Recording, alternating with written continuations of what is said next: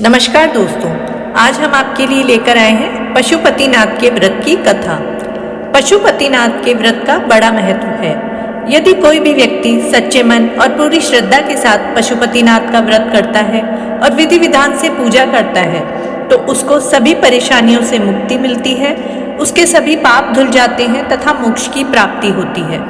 इसके साथ ही उसके घर में खुशहाली आती है और जीवन सुख समृद्धि से भर जाता है। तो आइए अब मैं आपको बताने जा रही हूँ पशुपतिनाथ व्रत की विधि।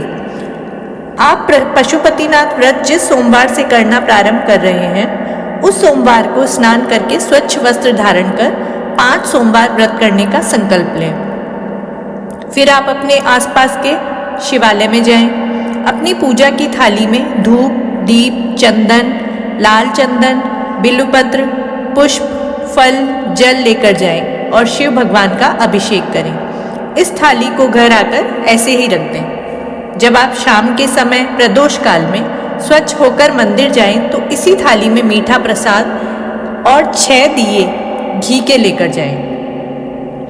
मीठे भोग प्रसाद को बराबर 3 भागों में बांट लें। 2 भाग भगवान शिव को समर्पित करें और बचा हुआ 1 भाग अपनी थाली में रख लें। इसी प्रकार आप जो 6 दिए लाए हैं उनमें से 5 दिए भगवान शिव के सम्मुख प्रज्वलित करें।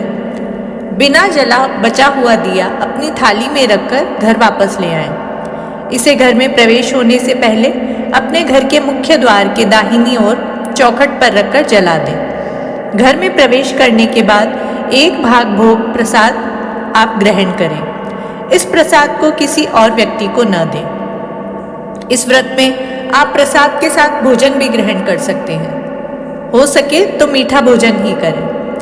अब जानते हैं पशुपति व्रत के नियम।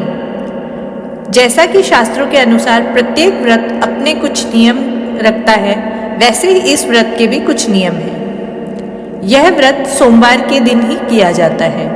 इस व्रत में सुबह और शाम प्रदोष काल में मंदिर जाना अनिवार्य है। किसी कारण आप व्रत करने में असमर्थ हैं तो उस सोमवार को व्रत नहीं करना चाहिए। आप जिस मंदिर में प्रथम सोमवार को गए हैं उसी मंदिर में 5 सोमवार को जाएं। शाम के समय पूजा का बहुत महत्व है। व्रत करने वाले को दिन में नहीं सोना चाहिए। भगवान शंकर का ध्यान करते रहना चाहिए।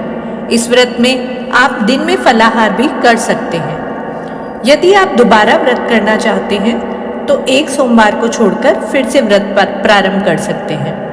व्रत के दौरान श्रद्धानुसार दान भी करना है। तो आइए अब सुनते हैं पशुपति व्रत की कथा। शिव महापुराण और रुद्र पुराण में कई बार वर्णन आता है कि जो भक्त पशुपतिनाथ जी की कथा का श्रवण करते हैं, श्रवण मात्र से उनके सारे पापों का अंत हो जाता है। उसे असीम आनंद की प्राप्ति होती है और वह शिव का अत्यधिक प्रिय बन जाता है।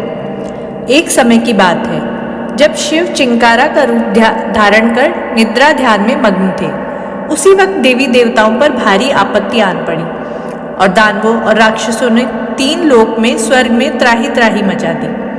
तब देवताओं को भी यह स्मरण था कि इस समस्या का निदान केवल शंकर ही कर सकते हैं। इसलिए वह शिव को वाराणसी वापस ले जाने के लिए प्रयत्न करने लगे। वे शिव के पास आए, परंतु जब शिव ने सभी देवी देवताओं को उनकी ओर आते हुए देखा तो शिव ने नदी में छलांग लगा दी। छलांग इतनी तीव्र थी कि उनके सिंह के 4 टुकड़े हो गए। इसके पश्चात भगवान पशुपति चतुर्मुख लिंग के रूप में प्रकट हुए और तभी से पशुपतिनाथ जी की पूजा और व्रत का विधान है। जय शिव शंकर।